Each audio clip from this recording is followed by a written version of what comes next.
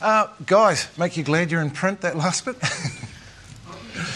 Yes, a lot less hazardous.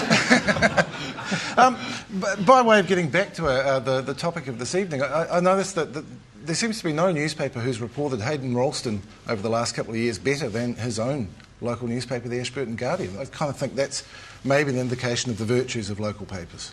Absolutely. I mean, just because people live in Ashburton or live in doesn't mean they haven't got a first-class brain, and a lot of people go and live in the rural areas because of lifestyle reasons. There's some great journalism to be found there, and it's the same in the States. Some of the best papers and some of the papers that win Pulitzer Prizes are actually from the regions, from Ohio, from the Canary Islands. And you've given us this extremely gloomy diagnosis of actually even working in print. What is the future of it? Well, I really worry about the future of it. There's no doubt that people like Peter, are up against it when they're trying to try and square the circle, as it were. But I think you just got to keep coming back to first principles. Why are we there? We need to have a fight over these issues, and I think the government, particularly with its attitude of not funding TVNZ very well, is setting a bad tone. I think the public and a lot of people, a lot of journalists are acquiescing in what's happening, and we need to make a fight over it and say no.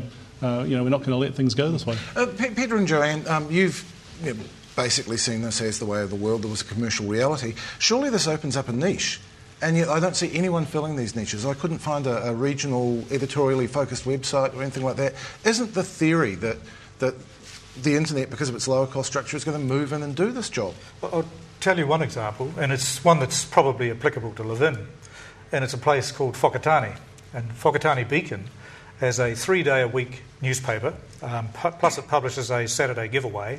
It's a paid newspaper. It's been in existence for 60 years, and it has a web presence as well. And it's not a bad model. And interestingly, it's owned by a local family, but it's been one that has had remarkable success. There seems to be a real strength in not having a corporate proprietor, actually. There's a lot of people globally look enviously at the Guardian because it's owned by a trust. I think there are strengths and weaknesses in both arguments, frankly. And in my experience, I think the weight of a corporate body behind you, with all of its resourcing and its ability to assist you in some pretty interesting times, has a lot going for it. And the ability, too, for a company like Fairfax, for example, to introduce an internship scheme, which is bringing new journalists into the industry from ethnic groups which weren't in there before. Over the last few years, this has been a real training initiative, which has shown a way in which a large corporate can work to actually improve journalism.